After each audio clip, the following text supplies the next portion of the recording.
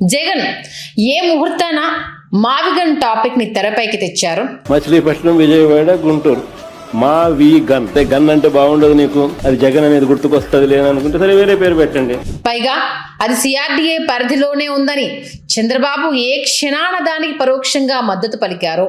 దీనికి తోడు అటు ఉమ్మడి పశ్చిమ గోదావరి జిల్లా నుంచి ఇటు బాపట్ల వరకు పార్టీలకు అతీతంగా నాయకులు ఆఫ్ ద రికార్డ్, ప్రజలు ఆన్ ద రికార్డ్ మావిగన్ కు మద్దతు పలకడం మొదలు పెట్టారని అనుకుంటున్నారు. కానీ అప్పటి నుంచి టీడీపీకి తీవ్రమైన ఫ్రస్ట్రేషన్ లోకి వెళ్ళిపోయినట్టుగా తాజా పరిణామాలను గమనిస్తే అర్థమవుతోందని అంటున్నారు పరిశీలకులు. అమరావతికి చట్టబద్ధత తెచ్చిన ఆనందం కూటమి ప్రభుత్వానికి క్షణం కూడా లేకుండా దాని తాలూకా సంబరాలు ప్లాన్ చేసుకునే అవకాశం కూడా ఇవ్వకుండా జగన్ మావిగన్ అంశాన్ని తెరపైకి తెచ్చారు. ఆ క్షణం నుంచి మొదలు అసలు అమరావతి ఎందుకు ముద్దు, జగన్ తెరపైకి తెచ్చిన మావిగన్ ఎందుకు వద్దు అనే విషయంపై స్పష్టమైన సమాధానం చెప్పలేకపోతున్నారు టీడీపీ నేతలు. దీంతో సోషల్ మీడియా వేదికగా ట్రోల్స్ మొదలు పెట్టారు. ఆ పవర్ సరిపోవడం లేదోనో ఏమో కానీ ఇప్పుడు ఏకంగా గోడలపైకి ఎక్కి మరీ ట్రోల్స్ మొదలు పెట్టారు. ఒక్కసారి వివరాల్లోకి వెళ్లే ప్రయత్నం చేద్దాం. వైఎస్ఆర్ మరణానంతరం అప్పుడు జరిగిన పరిణామాలతో కాంగ్రెస్ పార్టీ నుంచి జగన్ బయటకు వచ్చిన సంగతి అందరికీ తెలిసేది. ఆ సమయంలో వివిధ సందర్భాల్లో అప్పటి కాంగ్రెస్ పార్టీ నేతలుగా ఉన్న బొత్స సత్యనారాయణ, ధర్మాన ప్రసాదరావులు పలు మీడియా సమావేశాల్లో జగన్ తీరుపై విరుచుకుపడేవారు. నాడు వీటికి సంబంధించిన వార్తలు వివిధ పత్రికల్లో అప్పట్లో పెద్ద పెద్ద హోర్డింగ్లతోనే పబ్లిష్ అయ్యాయి. తాజాగా అలా పబ్లిష్ అయిన పేపర్ కట్టింగ్లను ఒక ఫ్లెక్సీలా సిద్ధం చేసి గోడలపై అంటించారు టీడీపీ నేతలు.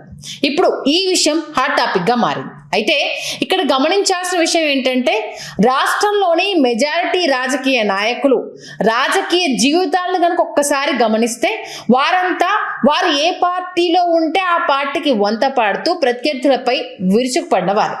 పార్టీ మార్పుల అనంతరం చెట్టాపట్టాలు వేసుకొని తిరిగినవారు. ఇది ప్రజలందరూ చూసిన వింతే. అందుకు నాడు చంద్రబాబు నుంచి మొదలు పెడితే ఒక పార్టీకి అధినేత అయిన పవన్ కళ్యాణ్ వరకు దాదాపు ఒక తానులోని ముక్కలే. కాకపోతే అంతా గురువింద బ్యాచ్ అనుకోవాల్సి వస్తుంది.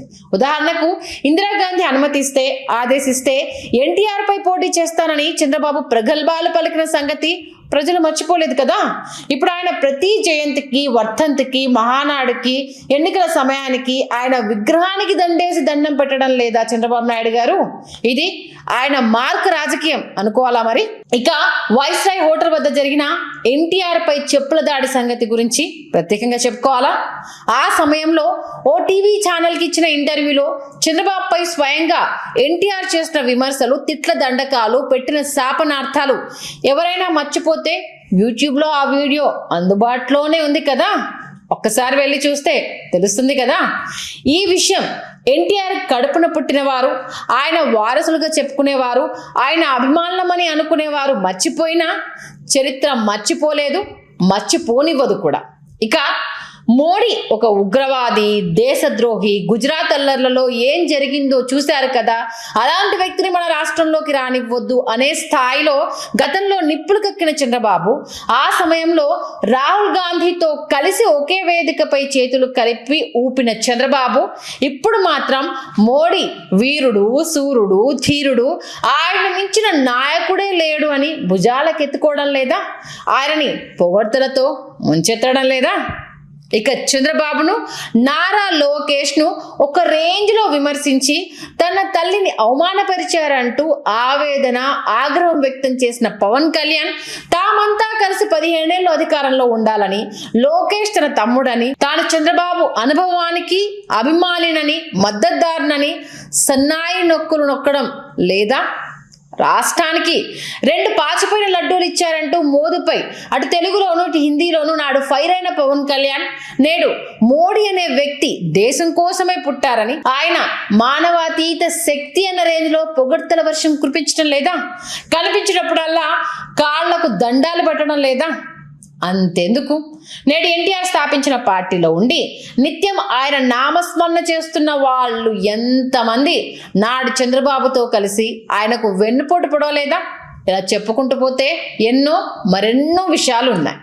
ఇదే సమయంలో తాను అధ్యక్షుడిగా పనిచేసిన తనను మంత్రిని చేసిన పార్టీని ఉద్దేశించి పార్టీ లేదు డాష్ లేదు అని అచ్చెన్నాయుడు వ్యాఖ్యానించలేదా?